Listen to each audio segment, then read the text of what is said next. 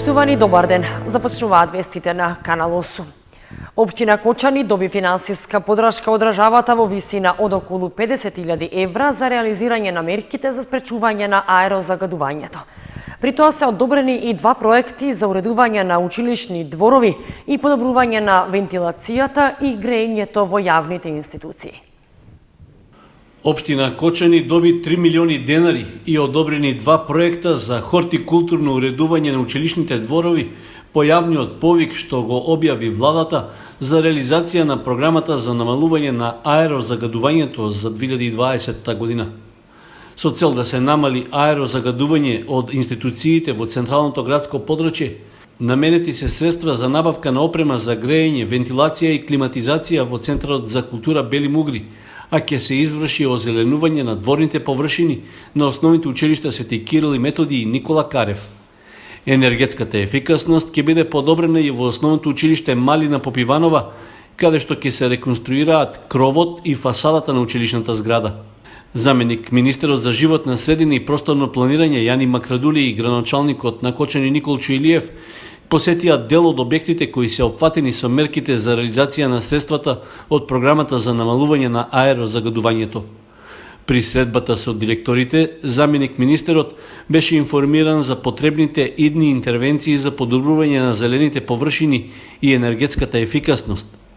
Распределбата на средствата од програмата за намалување на аерозагадувањето, што се реализира преку Генералниот секретаријат на владата, е базирана на месечните извештаи од Државниот автоматски мониторинг систем во 2019-та, кој покажа дека минатата година во Кочани имало 66 денови со надмината 24 часовна гранична вредност на PM10 честичките. Оштетени се реквизитите и опремата на новоизграденото детско игралиште во населбата Дрчевик. Од општина Кочани реагираа на вандализмот и побара совесно однесување со комуналната инфраструктура, затоа што е изградена со пари на граѓаните. Општина Кочани се соочува со вандализам врз поставената комунална инфраструктура, особено со оштетување на реквизитите во новоизградените детски игралишта, што се уште не се предадени во употреба. Како најнов пример за несовесното однесување на одделни граѓани, службите од локалната самоуправа го наведуваат оштетувањето на игралиштето во близина на социјалните згради во населбата Драчевик. Дел од реквизитите се откорнати од подлогата, лулашките и клацкалките се расипани, а искршени се и клупи и канти за отпад. Градоначалникот Николчо Илиев и представници на неколку институции и невладени организации направија увид на локацијата на новото, а сега веќе наградено детско игралиште. Изградено за сите жители во овој дел што живеат и кое се уште официјално не е ставено во функција, а е изградено и е во завршна фаза. За жал, како што гледате и можете да приметите дека опремата која е поставена овде од некои неодговорни корисници веќе дел е уништена, односно оштетена, нешто што навистина е недозволиво. Овие реквизити и ова игралиште е изградено од страна на локалната самоуправа со средства обезбедени односно од граѓаните на општина Кочани, што значи дека со ова опрема треба рационално да се користи и да навистина се чува за луѓето, односно за генерациите кои што поминуваат време тука. За жал тоа во овој случај не е така и навистина ние како локална самоуправа сме загрижени за она што се случува во овој дел, со дел од лицата кои го користеле недозволено, незаконски, иако игралишто, како што реков, се уште не е ставено во функција, веќе, како што гледате, е уништено. Градоначалникот Илиев додаде дека ако продолжи ваквото вандалско однесување во населбата Драчевик, на општината не и преостанува ништо друго освен да ги дислоцира реквизитите од игралиштето на друго место каде што ќе бидат користени одговорно. Исто така, тој веќе се сретнал со дел од жителите на оваа населба кои се пожалиле на непристојно однесување и уништување на урбаната опрема од соседи во новиот стамбен објект. Тие побарале надлежните да преземат мерки против лицата кои ова место на живење од мирно го претвориле во неиздржливо, небезбедно и неспокојно. Сдруженијето на локални и регионални телевизии на Македонија најавува протест поради носењето владина уредба со која финансиски ќе им се помогне само на делот радиодифузерите поради кризата со COVID-19. Се планира протестот да биде изразен со секојдневен едночасовен прекид на програмата и затемнување на екраните. Локалните и регионални телевизии кои се организирани преку Сдруженијето Медиум Објектив покрена иницијатива за протест против носењето уредба од страна на владата со која финансиски ќе им помогне на дел од националните и регионални телевизии. Протестот се планира да се реализира секој ден во периодот од 19 до 20 часот, при што телевизиите кои се членки на Сдруженијето ќе ја прекинат програмата и ќе ги затемнат екраните на кои ќе има испишан текст дека се работи за штрајк поради нееднаквиот третман на владата кон радиодифузерите. Причина за протестот е што на седницата од 30 мај владата донела одлука со која ќе им додели финансиска помош за справување со кризата од епидемијата со COVID-19 на 5 национални и 6 регионални телевизии. Помошта тие ќе ја добијат како надоместок за трошоците што ги имаат кон операторот А1 за пренос на нивниот сигнал преку дигиталниот терестријален мултиплекс. Со тоа, од добивање финансиска помош се исклучени останатите 29 телевизии, кои својата програма ја емитуваат само преку кабелските оператори, каков што е и случајот со Канал 8 телевизија.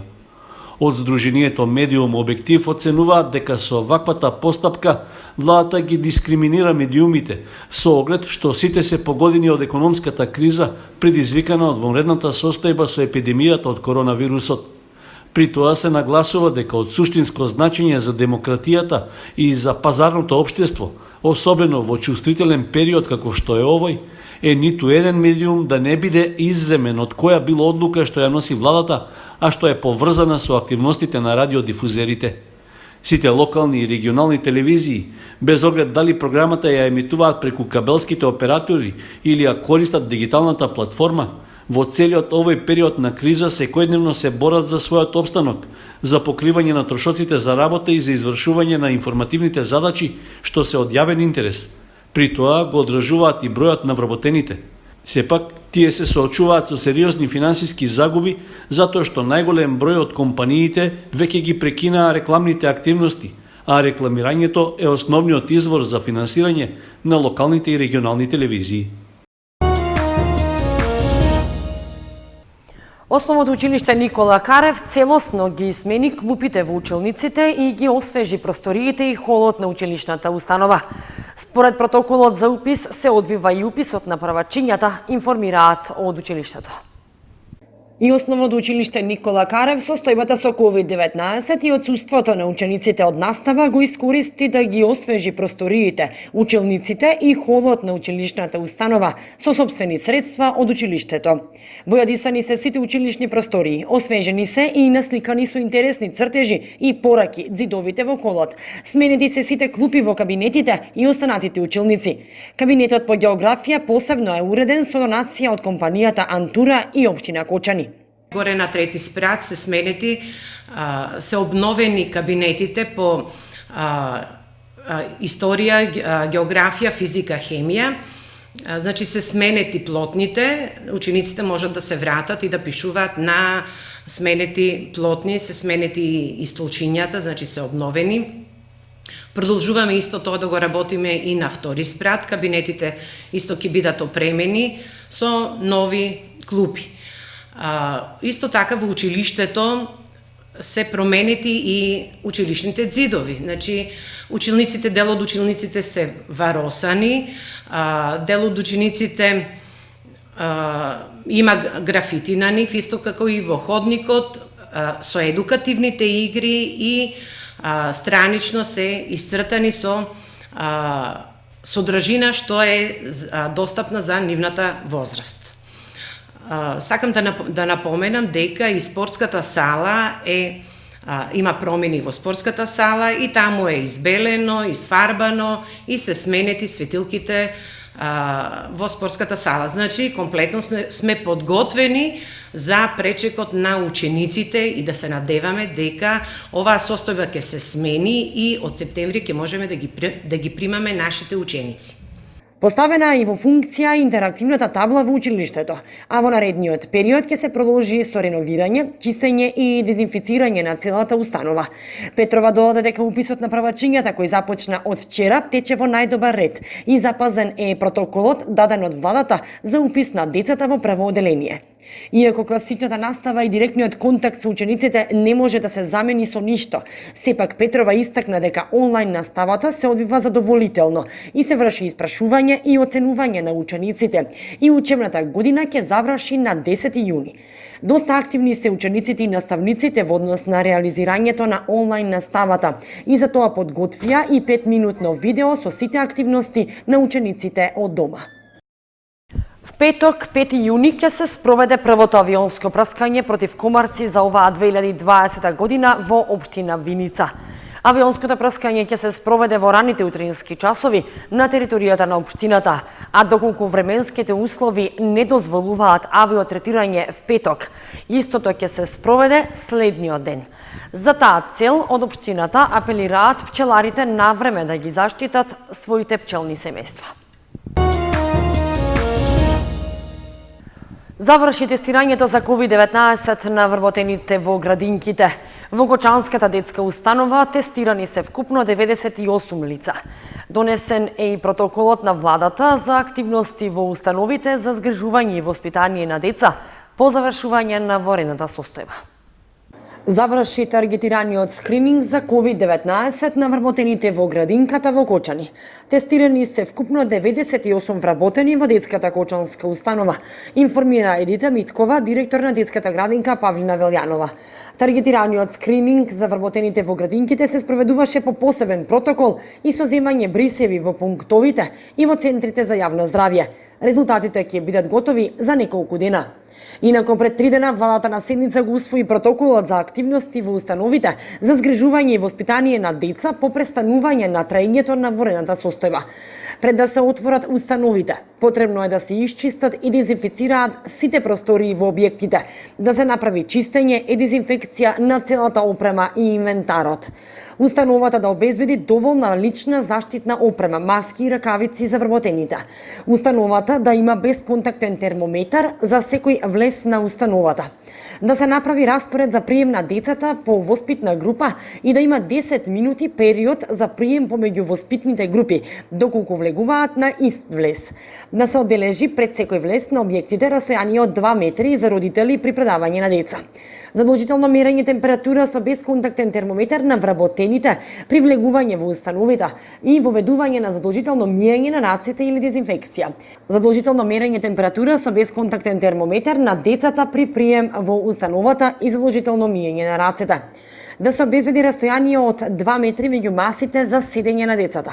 Да се обезбеди креветче и по 2 постелнини за секое дете. Вработените задолжително да носат заштитни маски на своите работни места. Воспитните групи за деца до 2 годишна возраст да имаат максимум по 6 деца и 2 вработени во смена, а воспитните групи за деца од 3 до 10 годишна возраст да имаат максимум по 15 деца и 2 вработени во смена. Ружа Стојмилова од село Горни Подло-Кочанско освои прво место за поезија и проза на меѓународната манифестација Литератопија 2020, што поради состојбата со COVID-19 се одржа онлайн. Истата е во организација на поетесата Милица Паулус. Прво место за поезија и проза усвои поетицата Ружа Стојмилова од село Горни Подло-Кочанско на интернационалната литературна манифестација Литератопија 2020, што во организација на поетесата Милица Паулус се одржува секоја година, а овој пат поради состојбата со коронавирусот се одржа онлайн.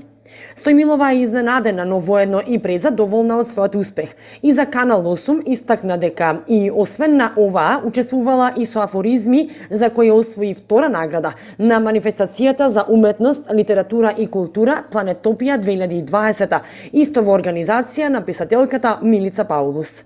На манифестацијата Планетопија конкурира со афоризми, тука конкуренцијата беше голема, имаше румунски афористичари, што се докажани во Европа и во светот. Ги освои првите места, јас освоих втора награда за афоризм на Планетопија. А на другата манифестација, Литератопија, учествував со песната Ако не беше ти. И освоив прва награда, прво место за поезија и проза.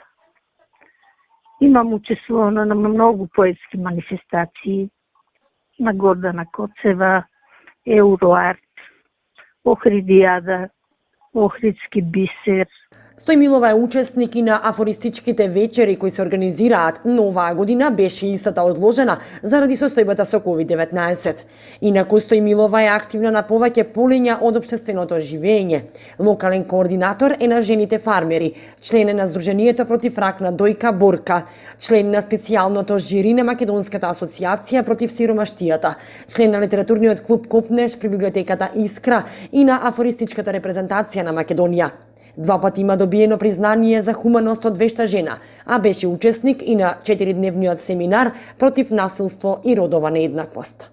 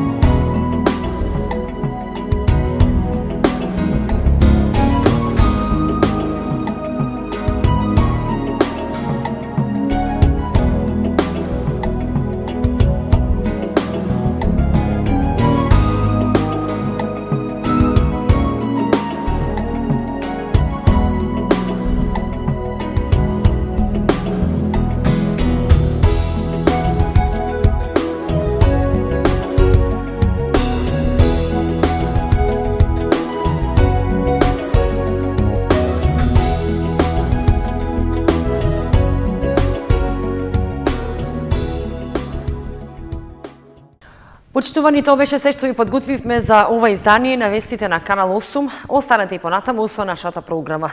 Довидување.